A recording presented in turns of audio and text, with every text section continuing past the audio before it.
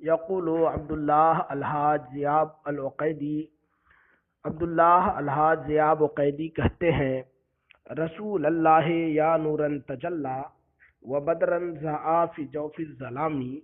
اس شعر میں رسول اللہ منادا ہے، اس سے پہلے حرف ندا محذوف ہے۔ رسول اللہ کا معنی ہوگا یا رسول اللہ۔ ترجمہ سماعت کریں۔ رسول اللہ، اے اللہ کے رسول، یا نورن تجلا، اے وہ نور جو روشن ہے، وہ بدرن، اور اے وہ چاند، بدر یعنی 14ویں رات کا چاند، اے وہ 14ویں رات کا چاند، ضاء جو روشن ہوا ہے، فی جوف الظلامی تاریکی کے اندر۔ جوف کے معنی ہے باطن، جوف کے معنی ہے پیٹ، یہاں مراد ہے باطن اور اندر، جو تاریکی کے اندر روشن ہوا، اے وہ 14ویں رات کے چاند۔ رسول اللہ، اے اللہ کے رسول، فی کا آپ کے بارے میں، آپ کی شان میں، الشعر شعر و شاعری، یحلو میٹھی ہوتی ہے، آپ کی شان میں شعر و شاعری میٹھی ہوتی ہے، میٹھی لگتی ہے۔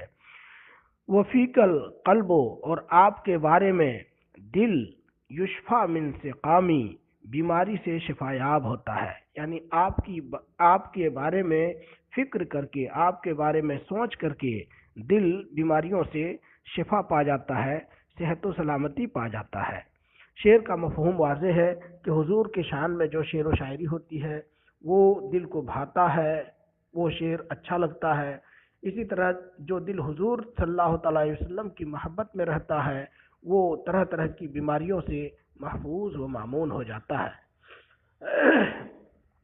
دعوتا الی التألف فی زمان، دعوتا آپ نے بلایا، الی التألف اتحاد و اتفاق اور دوستی کی طرف، فی زمان ایسے زمانے میں، آپ نے اتحاد و اتفاق اور دوستی کی جانب ایسے زمانے میں بلایا۔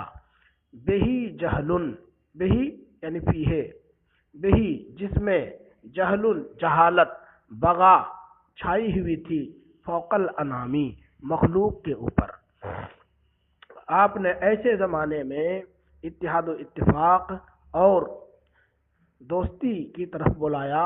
بہی جہل جس زمانے میں جہالت، بغا فوق الانامی مخلوق کے اوپر چھائی ہوئی تھی، یعنی زمانے جاہلیت میں آپ نے لوگوں کو اتحاد و اتفاق اور دوستی کی دعوت دی۔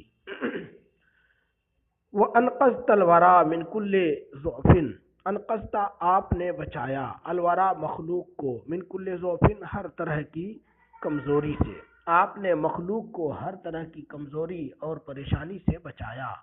فَسَارُوا، تو وہ ہو گئے، بالفتوح فتوحات کو پا کر، الی الامامی آگے، وہ فتوحات کو پا کر آگے ہو گئے یا آگے کی طرف چل پڑے، یعنی ترقی کر گئے۔ وَحَذَّبْتَ النُّفُوسَ بِكُلِّ حِرْصٍ، حذبت النفوس، آپ نے لوگوں کو مہذب بنایا، بِكُلِّ حِرْصٍ پوری چاہت اور پوری رغبت کے ساتھ، آپ نے پوری چاہت پوری رغبت کے ساتھ لوگوں کو مہذب بنایا۔ فَأَعْطَيْتَ الدُّرُوسَ عَلَى الدَّوَامِ، تو آپ نے سبق کو ہمیشہ، آتیتا عطا فرمایا، آپ نے ہمیشہ لوگوں کو سبق سکھائے، سبق عطا کیا۔ فَفَضْلُكَ یا رسول اللہ سامی، تو آپ کا فضل و کرم، اے اللہ کے رسول، بلند ہے، آپ کا فضل و کرم یا رسول اللہ، اے اللہ کے رسول، سامی بلند ہے یا برستا ہے، علی تلک الدیار علی الخیام، ان گھروں پر، خیموں پر، یعنی دیار دار کی جمع ہے اور خیام خیمتن کی جمع ہے۔ وقلبی فی ہواکم طار شوقا فکنتم رمز حبی والخیامی، اس شعر میں ہواکم، ہوا کے معنی ہے محبت، طار شوقا، طار یطیر الطیران کے معنی اڑنا، کنتم رمز حبی، رمز کے معنی ہے نشانی، اور خیام عشق کو کہتے ہیں۔ ترجمہ سماعت کریں۔ وقلبی، اور میرا دل، فی ہواکم، آپ کی محبت میں، طارا شوقن، شوق سے پرواز کر گیا، میرا دل آپ کی محبت میں شوق سے پرواز کر رہا ہے، فکنتم تو آپ ہے رمزا حبی والحیامی میری محبت اور عشق کی نشانی، آپ میری محبت اور عشق کی نشانی ہے، یعنی میں آپ سے محبت اور عشق کرتا ہوں۔ وَأَرْجُو أَن تَكُونَ لَنَا مَلَاذًا شَفِيعًا مُنْقِذًا يَوْمَ الزِّحَامِ۔ رجا یرجو سے واحد متکلم کا صیغہ ارجو امید کرنا، ملازن لاذا یلوزو سے اس میں ظرف ملازن اس کے معنی ہے پناہ کی جگہ، منقذن انقذ ینقذ انقاذ سے اس میں فاعل، منقذ کے معنی بچانے والا، یوم الزحام زحام زحمتن سے بنا ہے، زحام مصدر ہے، زحام کے معنی ہے بھیڑ بھاڑ اور لوگوں کا جمع ہونا، ترجمہ سماعت کریں، اور یوم الزحام سے مراد ہے حشر کا دن، ترجمہ دیکھیں۔ وہ ارجو اور مجھے امید ہے، ان تکون لنا ملازن کہ آپ ہوں گے، لنا ہمارے لیے، مجھے امید ہے کہ آپ ہمارے لیے ہوں گے، کیا ہوں گے؟ ملازن پناہ گاہ، شفیعن سفارش فرمانے والے، منقذن بچانے والے، یوم الزحامی حشر کے دن، مجھے امید ہے کہ حشر کے دن آپ ہمارے لیے پناہ گاہ، سفارش فرمانے والے اور بچانے والے ہوں گے۔ علیکا صلاۃ ربی کل وقت مع تسلیم و صحب الکرامی، علیکا آپ پر صلاۃ ربی میرے رب کی رحمت ہو، کل وقت ہر وقت، مع تسلیم سلامتی کے ساتھ، اللہ کی رحمت اور اس کی سلامتی آپ پر ہو ہر وقت، وہ صحب الکرام اور صحابہ کرام پر ہو، یعنی درود و سلام آپ پر اور آپ کے صحابہ پر ہو ہر وقت۔ الاعتذار الی سید الابرار، سید الابرار نیکوں کے سرکار حضور صلی اللہ تعالی علیہ وسلم کی بارگاہ میں معافی طلب کرنا۔ قال عبداللہ بن الزبارہ یعتذر الی النبی صلی اللہ تعالی علیہ وسلم، عبداللہ بن زبارہ نے نبی کریم صلی اللہ تعالی علیہ وسلم سے معافی چاہتے ہوئے کہا، یا رسول الملیک ان لسانی راتق ما فتقت اذ انا بورو، یا رسول الملیک، اس شعر میں راتق اس میں فاعل ہے رتقہ سے، اس کے معنی ہے رفع کرنا، سینہ، یہ ضربہ اور نصرہ دونوں سے آتا ہے، اور ایک لفظ ہے فتقتو، یہ بھی نصرہ اور ضربہ دونوں باب سے آتا ہے، اس کے معنی ہے چاک کرنا، اور بورن یہ صفت مشبہ کا صیغہ ہے، اس کے معنی ہے ہلاک ہونے والا، بوار کے معنی ہلاک ہونا، اسی سے صفت مشبہ کا صیغہ بورن۔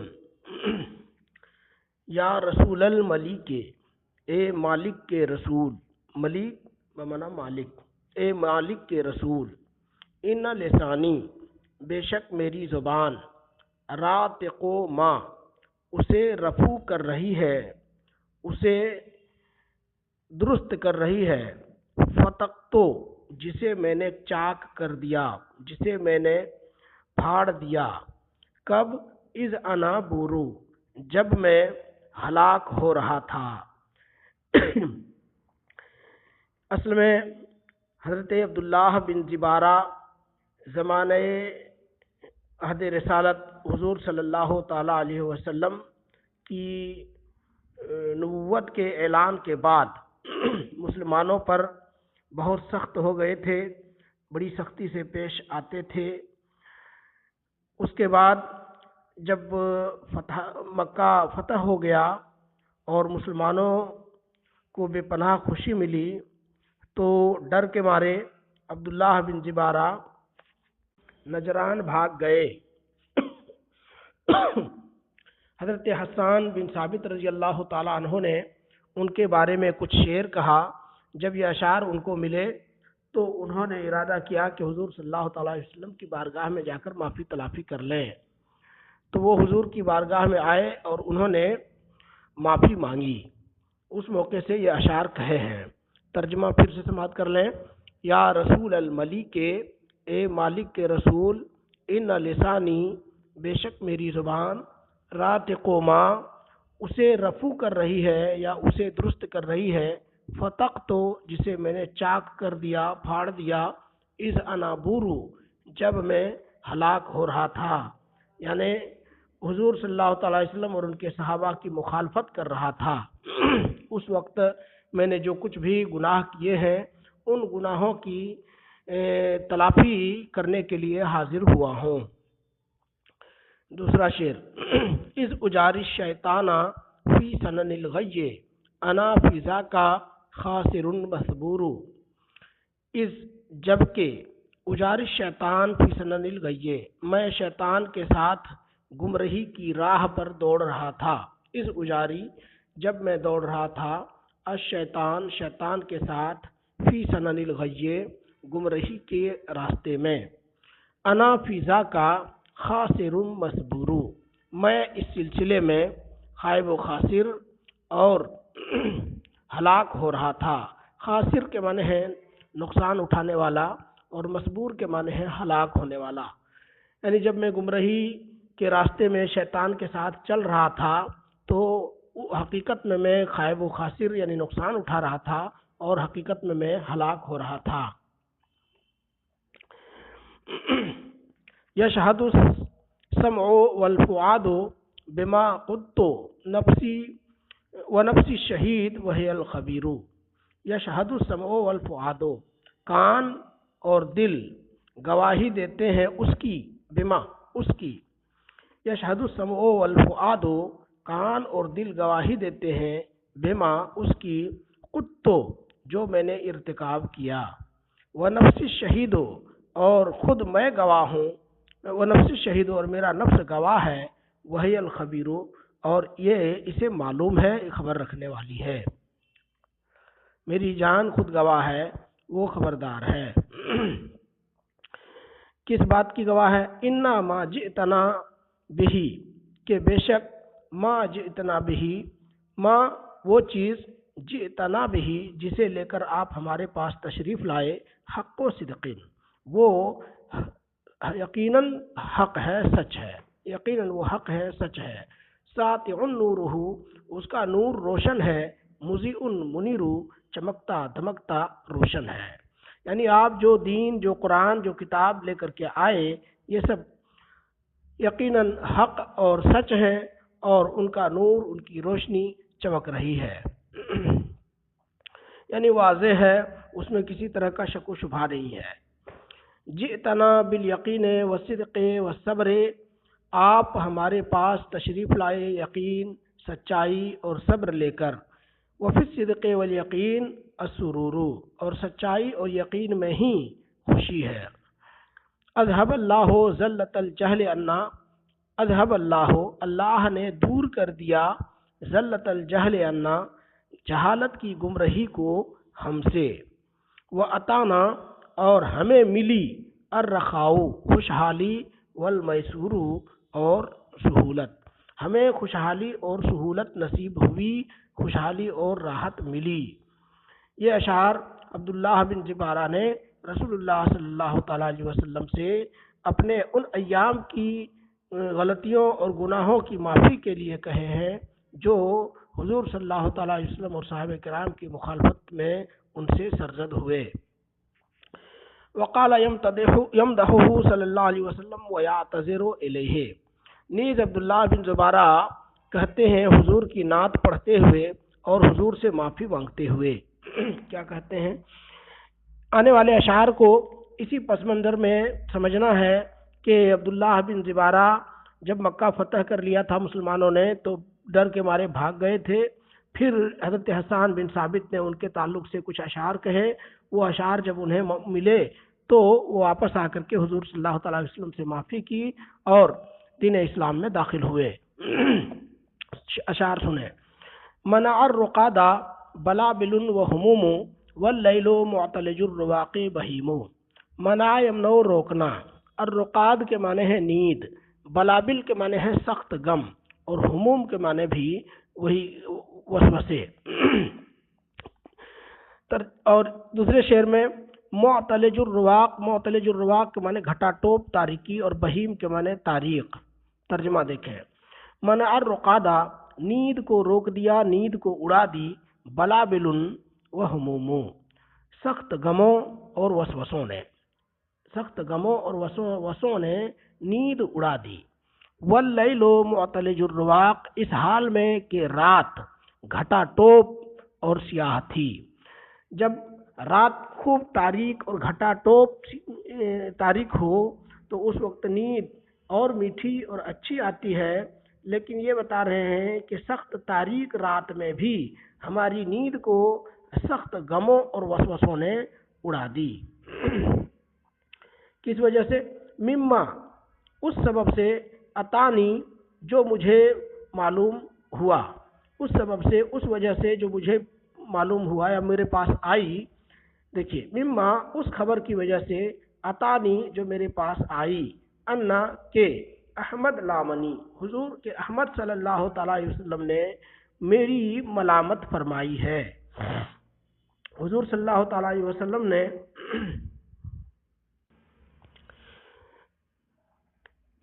سرزنش فرمائی تھی، اس پر غم اور افسوس کرتے ہوئے کہتے ہیں، مما اتانی، اس خبر کی وجہ سے، اتانی، جو میرے پاس آئی، انا احمد لامنی، کہ احمد صلی اللہ تعالی علیہ وسلم نے میری ملامت کی ہے۔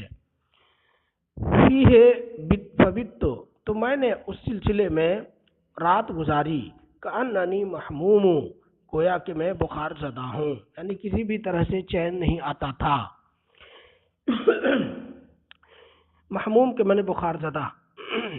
یا خیر من حملت علی اوصالها عیرانۃ سروح الیدین غشوم۔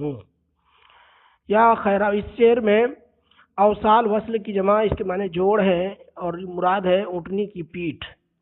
عیرانۃ، وحشی گدھے کی طرح طاقتور، عیرانہ کے معنی وحشی گدھے کی طرح طاقتور اونٹنی۔ سروح الیدین، جس کے اگلے بازو ہلکے ہوں، یعنی تیز رفتار، مجازی معنی۔ اور غشوم، اس کے معنی ہے جو پیچھے مڑ کر نہ دیکھے۔ ترجمہ سماعت کریں، یا خیر من، اے ان سب میں بہتر، حملت اعلی اوصالہا، جن کو اپنی پشت پر اٹھایا، سوار کیا، عیرانۃ، وحشی گدھے کی طرح طاقتور اونٹنی نے، سروح الیدین، جو تیز رفتار، غشم، پیچھے مڑ کر دیکھنے والی نہیں ہے۔ ایسی اونٹنی جو وحشی گدھے کی طرح طاقتور اور تیز رفتار اور پیچھے مڑ کر نہ دیکھنے والی ہے، جس شخصیت کو ایسی اونٹنی نے سوار کیا ہے، ان سب میں بہتر۔ انی لمعتذر الیک، بے شک میں آپ کی بارگاہ میں معافی مانگتا ہوں، من اللتی، ان گناہوں سے، اسدیتو، جن کا میں نے ارتکاب کیا، اذ انا فی الضلال اہیم، جب میں گمراہی میں بھٹک رہا تھا۔ جب میں اپنی گمراہی میں بھٹک رہا تھا، اس زمانے میں نے جو گناہ اور خطائیں کی ہیں، ان سے آپ کی بارگاہ میں معافی طلب کرتا ہوں۔